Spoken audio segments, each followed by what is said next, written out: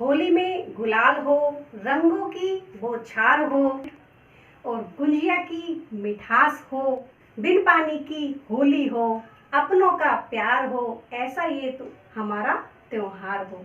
आप सभी को होली की हार्दिक शुभकामनाएं। तो फ्रेंड्स, आइए हम जानते हैं कि ये होली का त्योहार क्यों मनाया जाता है, इसके पीछे क्या कहानी है।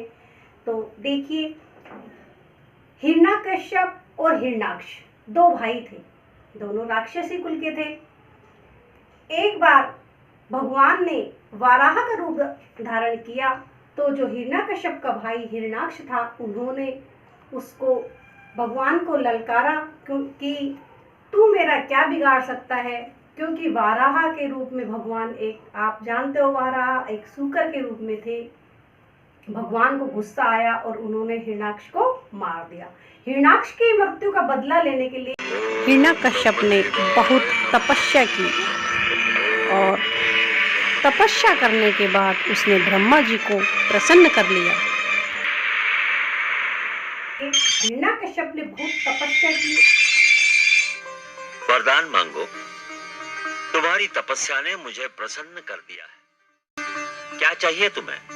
उसने कहा कि अगर मेरी तपस्या से आप मेरे प्रसन्न हैं तो ये वर मांग लिया, तो मुझे ये वरदान दीजिए अमर कि मैं मृत्यु पर विजय प्राप्त कर लूं। असंभव। लेकिन भगवान ब्रह्मा ने कहा कि मैं तुम्हें ये वर तो नहीं दे सकता, आप कुछ और इसके बदले मांगो। कुछ और मांगिए। फिर मैं ये वरदान मांगता हूँ कि ना मैं घर के भीतर मरूं और ना घर के बाहर, ना मैं दिन में मरूं और ना रात में, ना मुझे मनुष्य मार सके, ना पशु, ना मैं अस्त्र से मर सकूं, ना शस्त्र से, ना मैं धरती पर मारा जाऊं, ना आकाश में। तो भगवान ने कहा, भगवान ने उसको ऐसा वरदान दे दिया और वो बड़ा ही खुश हो गया और अपने आप को भगवान विष्णु मानने लगा और वो पूरे राज्य में अपना पूजन करवाने लगा कि मैं ही विष्णु हूँ, मेरी पूजा कीजिए, मेरे सामने विष्णु कुछ भी नहीं है। और प्रजा में इतना भय हो गया कि कोई भी वहाँ पर विष्णु की पूजा नहीं करते थे, सभी प्रजा उसके अधीन हो गई और उसने अपने आप को भगवान विष्णु मानना शुरू कर दिया। लेकिन देखिए, कहते हैं कि होली को कौन टाल सकता है, जिसने पूरी प्रजा पर ये खौफ फैला दिया कि कोई भी भगवान विष्णु की पूजा नहीं करेगा, उसी के घर में उसका एक बेटा प्रहलाद ने जन्म ले लिया। ओम नमो भगवते वासुदेवाय। ओम नमो। और जब प्रहलाद ने जन्म लिया, तब की कहानी भी सुनिए कि जब हिरण्याकश्यप की जो पत्नी थी, उसको इंद्र, जो कि एक राजा है देवताओं का, उसने उसका अगवा कर लिया था और रास्ते में उसको नारद जी ने बचाया था। उस टाइम वो गर्भवती थी, तो नारद जी ने उन्हें एक ऋषि के आश्रम में ले गए, वहाँ विष्णु के ही जाप होते थे, तो वो पेट में ही उसने विष्णु भगवान का जाप करना सीख लिया और तभी से वो भगवते वासुदेवाय। अब हिरण्याकश्यप को जब पता चला, नारायण ने बताया, तो वो अपनी पत्नी को ले आया। पुत्र का नामकरण आप ही करें। नारायण नारायण। असुराज, मैं आपके पुत्र का नाम प्रहलाद रखता हूँ। प्रहलाद। जब उसका बेटा हुआ तो वो भगवान विष्णु की ही तपस्या करता था। इससे हिरण्याकश्यप बहुत दुखी था और उसने उसको मारने की सोची। उसने बहुत से यत्न किए, तरह तरह के उपाय किए उसको मारने के लिए, लेकिन उसको मार ना पाया।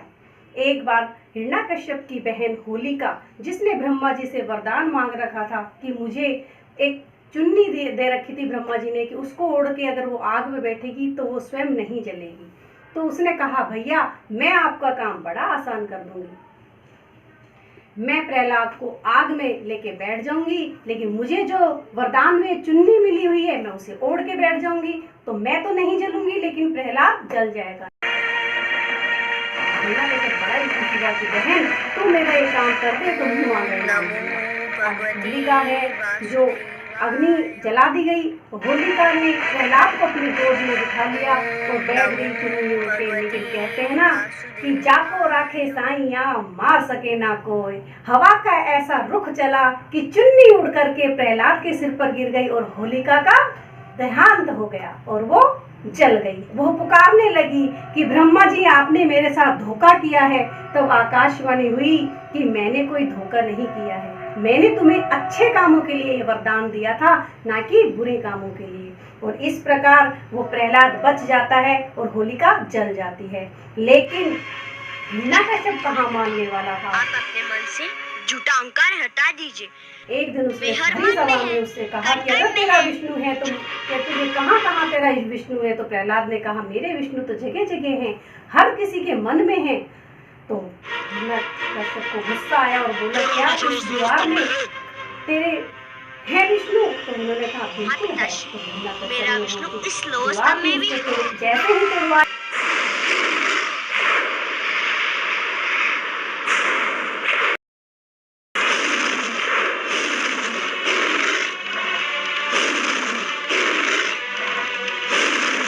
उसमें भगवान ने नरसिंह अवतार लेकर के मैं नहीं मर सकता, क्योंकि मुझे ब्रह्मा जी ने वरदान दिया है कि ना मैं सुबह मर सकता, ना शाम को, ना घर के अंदर, ना घर के बाहर, ना मुझे जानवर मार सकता, ना मुझे मनुष्य, ना मैं अस्त्र से मरूंगा, ना मैं शस्त्र से। भगवान ने कहा देख दुष्ट, इस समय न दिन है ना रात्रि, ये संध्या काल की बेला है। घर के भीतर है न घर के बाहर, तू इस समय चौखट पर है। देख तू इस समय ना धरती पर है ना आकाश में। तू धरती मानेगा ना मानव। मैं आधा नर और आधा सिंह। मेरा नाम नरसिंह है। मैं ना कोई अस्त्र है ना शस्त्र। मैं अपने नखों से तेरा उदर चीर कर तेरा वध करने जा रहा हूँ। ना उस क्योंकि तो भगवान ने ना अस्त्र से मारा ना शस्त्र से, अपने नाखूनों से उसका पेट फाड़ दिया, उसको रख के उसको मार दिया। अब गुस्से में हो गए भगवान। अब गुस्सा शांत कौन करे। सारे देवता वो डरने लगे, नरसिंह जी के रूप ये देख के सब डरने लगे। सबने प्रहलाद से कहा कि एक तुम ही हो पुत्र तुम ही हो, भगवान का गुस्सा शांत कर जो इन भगवान का गुस्सा शांत कर सकते हो। प्रहलाद हाथ जोड़ करके विनती करके विष्णु भगवान की आराधना करता हुआ उनके पास गया। जैसे ही वो उनके पास गया नारायण का गुस्सा शांत हो गया और वो उनको गोद में उठा के प्रहलाद को चाटने लगे। तो ये थी हमारी होली मनाने की पीछे जो परंपरा। तो आज के दिन फागुन मास के पूर्णमासी के दिन ही ये हुआ था।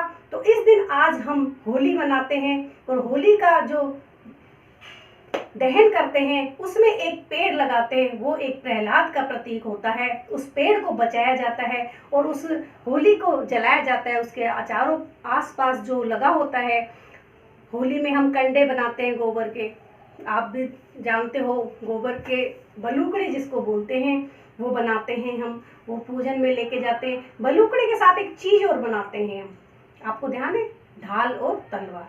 वो क्यों बनाते हैं पता है? कहते हैं ना भगवान भाव के भूखे हैं, तो वही है। जैसे कि एक बार गोवर्धन पर्वत को भगवान कृष्ण ने अपनी उंगली पर उठाया तो उनके जो ग्वाल थे उन्होंने भी अपने उस पर्वत पर लकड़ी लगाई और उनका ये था कि हम भी कान्हा का साथ दे रहे हैं। लेकिन भगवान ने भी उनकी भावनाओं को ठेस नहीं पहुंचाई और उन्होंने कहा अगर सखा तुम लोग नहीं होते तो ये पर्वत मेरे पे गिर सकता था। मैंने तो बड़े शौक से उठा लिया था, लेकिन तुम ना होते तो गिर जाता ये पर्वत।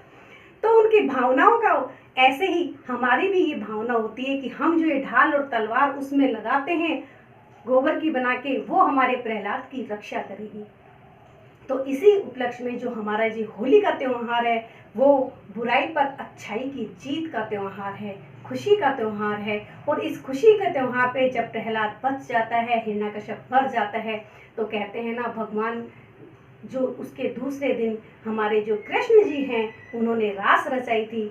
खुशी और रास रचाने वो गोपियों के संग होली खेले थे और ये हमारे दूसरे दिन ये दुल्हन का त्योहार भी मनाया जाता है और हमारी उस खुशी को जाहिर किया जाता है और सबके साथ बांटा जाता है। तो आप देखिए होली कहीं पर कोड़ा मार, कहीं पर पत्थर मार, कहीं पर कंकड़ मार, कहीं पर फूलों की, कहीं पर गुलाल की, जगह जगह की होली प्रसिद्ध है और इन होलियों का मनाने का त्यौहार सिर्फ एक ही है, भगवान को खुश करना और हम खुश रहें। तो आप सब भी खुशी खुशी होली का त्यौहार मनाएं। और देखिए, कुछ मैं आपको झांकियाँ भी दिखा देती हूँ। इसी के साथ मैं आप सभी को होली के इस पावन पर्व पर हार्दिक शुभकामनाएं और बधाई देती हूँ। होली आप सभी के लिए खुशी लेके आए। आप स्वस्थ रहें, घर पर रहें, कोरोना का संकट अभी टला नहीं है, दूरी बनाए रखें और कम से कम कलर्स का प्रयोग करें। हैप्पी होली।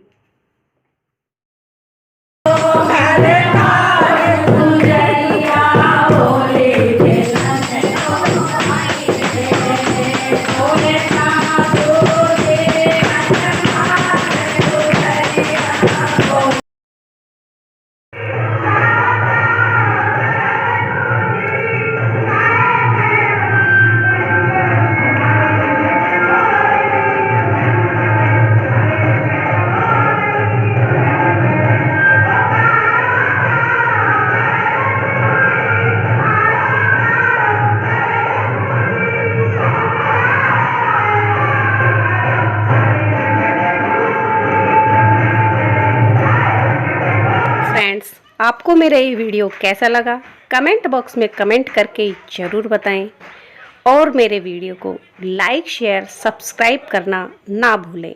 जय श्री कृष्णा, हैप्पी होली।